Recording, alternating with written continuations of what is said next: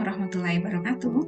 Selamat datang, selamat berjumpa kembali dalam agenda pertemuan kita secara daring dalam minggu ke-5. Oke, teman-teman, apa kabarnya hari ini? Semoga semua dalam keadaan sehat ya. Baik, teman-teman, di minggu ini kita akan melakukan sesi pembelajaran secara asinkron. Dan topik yang akan kita bahas di minggu ini tentang prinsip-prinsip komunikasi. Oke, kalau dalam 4 minggu yang lalu kita sudah banyak membahas tentang tidak hanya definisi fungsi ya, dan juga teman-teman sudah bicara juga mengenai prospek kerja dan ilmu komunikasi. Nah, sekarang kita akan cari tahu lebih dalam lagi tentang prinsip-prinsip komunikasi. Oke. Kita akan mulai dengan bahasan prinsip komunikasi itu sendiri. Nah, teman-teman tahu nggak sih prinsip komunikasi itu seperti apa? Kalau teman-teman bisa lihat di dalam bahan ajar yang sudah kami sediakan, itu sudah tertulis ada 12 prinsip komunikasi. Oke, dalam video ajar ini saya akan jelaskan bahwa prinsip-prinsip komunikasi yang akan kita bahas ini salah satu sumber referensi yang kita gunakan adalah dari buku pengantar ilmu komunikasi Prof. Dedi Mulyana. Nah, teman-teman, yang harus teman-teman ketahui pertama adalah mengapa di dalam ilmu komunikasi itu dikenal dengan istilah prinsip komunikasi. Yang seperti apa sih? Untuk apa kita mengetahui prinsip tersebut? Oke, kalau kita bicara tentang prinsip ya, teman-teman mungkin akan teringat dengan prinsip hidup. Prinsip hidup saya itu apa? Saya punya prinsip, yang artinya prinsip itu dipegang dong teman-teman ya.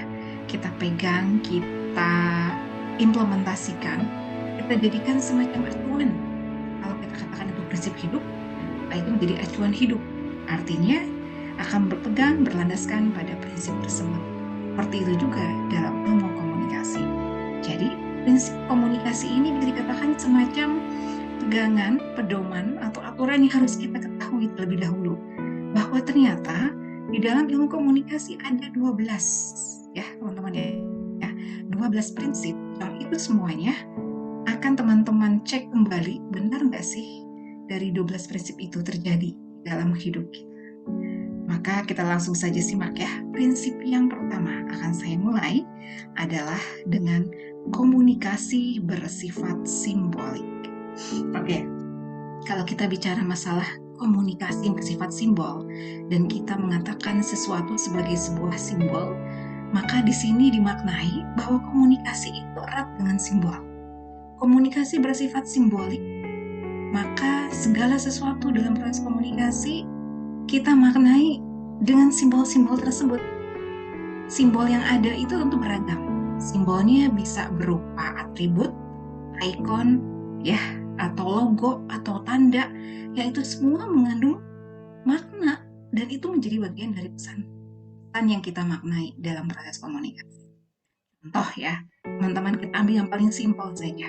Kalau kita ada di jalan raya, kita melihat rambu-rambu lalu lintas. Teman-teman, kita semua tahu dong artinya warna merah, kuning, dan hijau itu apa. Dan semua menyepakati itu, bahwa ketika lampu merah, semuanya berhenti, lampu hijau, kemudian kita maju, kita tahu dari mana makna-makna itu. Bagian dari komunikasi sebagai proses simbolik. Jadi, yang pertama harus kita ketahui, oh ternyata makna yang ada di dalam komunikasi, itu kita yang memberikannya. Kita yang memaknainya. Dan bisa saja maknanya akan berubah tergantung kesepakatan ya, kesepakatan dalam misalnya sebuah komunitas. Kalau teman-teman punya komunitas, punya perkumpulan, lalu ingin memaknai, membuat simbol yang hanya diketahui oleh komunitasnya, bisa saja. Itu berlaku juga komunikasi bersifat simbolik. Dipahami ya? Baik. Yang kedua, kalau tadi yang pertama kita bicara tentang komunikasi sebagai proses simbolik, maka yang kedua ini prinsip tentang apa sih? Ada yang tahu? Nah, yang kedua ini prinsip tentang we cannot not communicate. Bahwa setiap perilaku itu mempunyai potensi komunikasi hingga akhirnya muncullah statement yang tadi, kita tidak dapat tidak berkomunikasi. Jadi kita akan memaknai setiap tindakan apapun ya yang memang berpotensi menimbulkan komunikasi. Tapi tentunya tidak berarti semuanya itu berarti komunikasi ya. Kalau kita memaknai seseorang sedang melamun, maka akan timbul komunikasi. Kenapa ya? Akhir-akhir ini teman saya merenung terus, melamun terus. Kenapa ya ekspresinya akhir-akhir ini berubah? Sepertinya dia sedang punya masalah, tidak seceria biasanya. Itu kalau kita bicara masalah setiap perilaku mempunyai potensi komunikasi. Tapi kalau kita lihat dari aspek yang lain, bahwa ketika kita sendirian pun kita berkomunikasi, di situ punya makna juga bahwa setiap perilaku mempunyai potensi komunikasi. Diamnya kita, tidak berkata-katanya kita, itu bagian juga dari kita melakukan proses komunikasi. Oke, kita lanjut ya. Yang ketiga, ada prinsip apa di dalam komunikasi? Nah, prinsip yang ketiga ini konteksnya, kaitannya erat dengan komunikasi berlangsung dalam berbagai tingkat kesengajaan. Ya, komunikasi dikatakan berlangsung dalam berbagai tingkat kesengajaan. Betulkah seperti itu? Kita simak ya, seperti apa komunikasi dikatakan berlangsung dalam berbagai tingkat kesengajaan. Oke. Kita lihat, komunikasi berlangsung dalam berbagai tingkat kesengajaan yang dikatakan dalam hal ini setiap tindakan komunikasi akan memicu berbagai macam peristiwa komunikasi. Dan peristiwa komunikasi ini bisa mulai dari yang tidak direncanakan sama sekali sampai juga dengan yang benar-benar disengaja. Jadi dari yang tadinya benar-benar gak punya niat, pernah gak sih teman-teman melakukan katakanlah sebuah kegiatan tapi nggak direncanakan, nggak sengaja gitu, nggak niat ya, tapi terjadi itu dari sesuatu yang tidak direncanakan sampai dengan sebuah program acara yang direncanakan besar-besaran. Jadi setiap tindakan komunikasi bisa terjadi mulai dari yang tidak direncanakan tadi sampai dengan yang direncanakan. Ini yang dimaksud dengan komunikasi berlangsung dalam berbagai tingkat kesengajaan. Nah, poin ini tentu berlaku ya teman-teman ya, tidak hanya dalam kehidupan pribadi, tapi juga bisa saja konteksnya kelompok atau mungkin organisasi atau bahkan lebih besar lagi massa, atau di sini dalam hal ini kita sebutlah itu pemerintah ya, yang kita pun bisa melihat tentunya konteks komunikasi yang memang direncanakan dan yang tadi katakan benar-benar tidak disengaja itu yang seperti apa. Oh, misalnya dari tindakan kita juga yang tidak disengaja, apakah dampaknya besar ya atau tidak? Mungkin teman-teman pernah melakukan sesuatu yang tidak disengaja tapi ternyata berdampak buruk, atau sebaliknya tidak disengaja tapi berdampaknya sangat besar misalnya dalam kehidupan teman-teman. Itu bagian juga dari prinsip komunikasi. Nah, prinsip komunikasi yang tadi pun masih berlanjut. Ada yang selanjutnya ya, yaitu yang keempat. Nah, yang keempat ini komunikasi berlangsung dalam atau katakanlah memiliki dimensi isi dan dimensi hubungan. Seperti apa komunikasi dikatakan memiliki dimensi isi dan dimensi hubungan? Oke. Kalau kita melihat komunikasi dengan konteks memiliki dimensi isi dan dimensi hubungan, contoh kita akan menganalogikannya dengan teman-teman kalau berkomunikasi dengan sahabat ya, atau dengan orang tua atau dengan orang yang baru dikenal, maka isi pesannya akan berbeda. Kalau sama sahabat ya, teman-teman mungkin akan langsung ngomong apapun itu seperti biasanya kan sudah terbiasa bercerita. Tapi di orang yang baru dikenal, coba lihat konteks pesannya sama tidak? Berbeda tentunya ya. Nah, di situ ada dimensi isi dan hubungan. Hubungannya apa? Yang menunjukkan hubungan kedekatan. Ya, kedekatan atau hubungan katakanlah komunikasi antara komunikator dengan komunikannya. Atau misalnya dalam hal ini dimensi isi dan dimensi hubungan antara dosen dengan mahasiswa atau antara sesama mahasiswa, maka konteksnya akan berbeda, isi pesannya berbeda, dan dimensi hubungan yang terbangun akan berbeda. Bisa dipahami? Baik, yang kelima. Nah, kita sudah masuk ke poin yang kelima. Prinsip komunikasi yang kelima seperti apa? Dikatakan bahwa komunikasi terjadi dalam konteks ruang dan waktu. Komunikasi terjadi dalam konteks ruang dan waktu ini tentu memiliki berbagai hal yang bisa dikatakan beragam juga, tergantung kira-kira dalam konteks ruang dan waktu ini kita akan menganalogikan proses komunikasi yang seperti apa. Kita lihat ruangnya, kita lihat waktunya, kapan terjadi.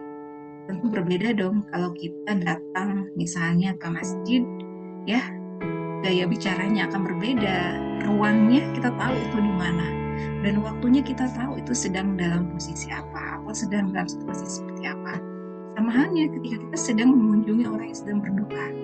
Kita melihat konteks ruang dan waktunya yang tadinya kita biasanya ceria, kita tidak mungkin akan menunjukkan katakanlah ekspresi berlebihan. Karena kita tahu di situ kita datang dalam konteks ruang, ya, tempat katakanlah pemakaman dan waktu sedang berduka. Atau sebaliknya, kalau kita datang ke suasana konteks ruang di sini adalah pernikahan, kita ikut berbahagia karena sahabat kita misalnya akan menikah, atau saudara kita sedang melangsungkan sebuah acara syukuran mungkin, ya, dan lain-lain. Jadi konteks ruang dan waktu ini pun ternyata teman-teman mempengaruhi bagaimana proses komunikasi akan berlangsung. Ini menjadi pertanda kita, pengingat diri kita, alarm ya, bahwa ketika kita melihat atau mengalami komunikasi, kita akan mengecek dulu konteks ruang dan waktunya itu seperti apa sih. Oke, yang berikutnya kita sudah masuk poin kelima loh, ya. Nah, yang keenam, artinya yang keenam ini komunikasi akan dilihat dari prinsip apa lagi? Baik teman-teman, ternyata prinsip komunikasi yang keenam itu komunikasi melibatkan prediksi peserta komunikasi. Komunikasi melibatkan prediksi. Yang artinya kita sebagai peserta di sini ya, kita bisa jadi komunikator yang menjadi komunikan. Katakanlah kita semua tidak ada peserta. Ya, teman-teman kalau bertemu dengan siapapun atau dalam konteks teman-teman sedang menjalin proses komunikasi, tanpa disadari kita melakukan prediksi. Dalam proses komunikasi tersebut bisa beragam.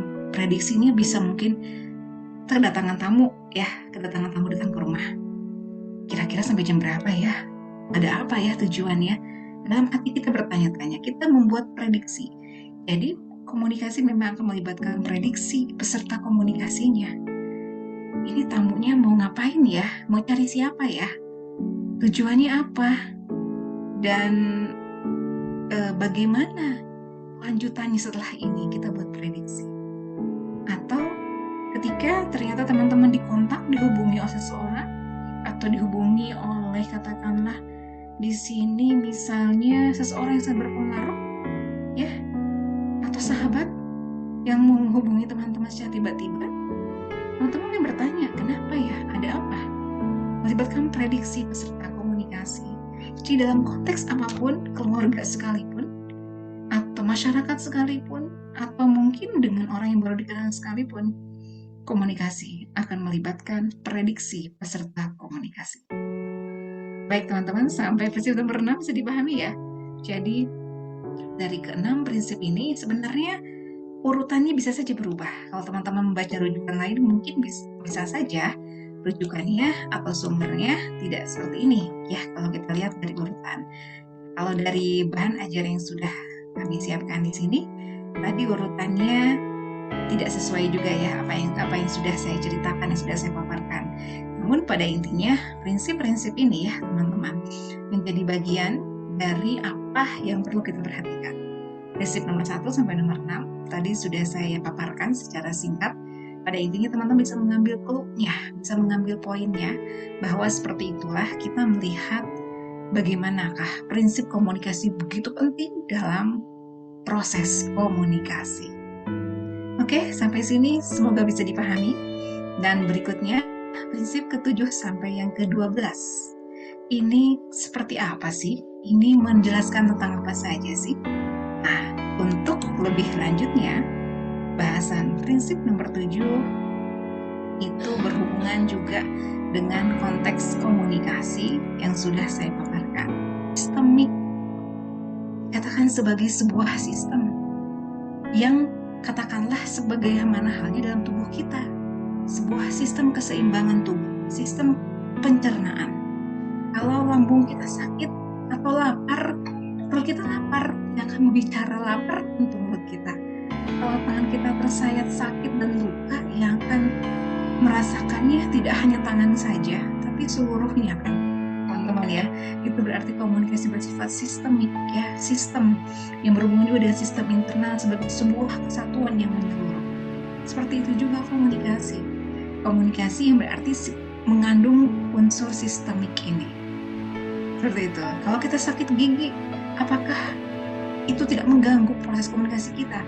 Ya, kadang-kadang kita sakit gigi pun untuk berbicara terkadang terganggu. Atau mungkin untuk beraktivitas yang lain, untuk berkomunikasi yang lain. Seperti itu, komunikasi dikatakan bersifat sistemik. Maka ini kaitannya dengan apa? Sistem internal yang ada dalam tubuh kita. Ketika salah satu anggota tubuh kita merasa sakit, maka terkadang justru semua yang ada dalam sistem tubuh menjadi terganggu, hingga akhirnya kita bisa merasakan betapa saling terhubungnya antara sistem ini, dan seperti itu juga komunikasi. Baik teman-teman, untuk prinsip selanjutnya ada prinsip 8-12. Ini yang akan saya berikan kepada teman-teman untuk didiskusikan dan ditemukan contohnya atau peristiwa komunikasinya seperti apa sih. Oke, seperti itu. Silahkan teman-teman nanti diskusi dengan teman satu timnya. Maka penjelasan dari saya atau paparan dari saya cukupkan sekian. Untuk berikutnya giliran setiap tim mencari bagaimana contoh peristiwa komunikasi dari setiap prinsip tersebut. Baik teman-teman, untuk pembelajaran kita di hari ini saya cukupkan sekian. Sampai berjumpa pada sesi pembelajaran berikutnya. Salam semangat, salam komunikasi. Terima kasih. Assalamualaikum warahmatullahi wabarakatuh.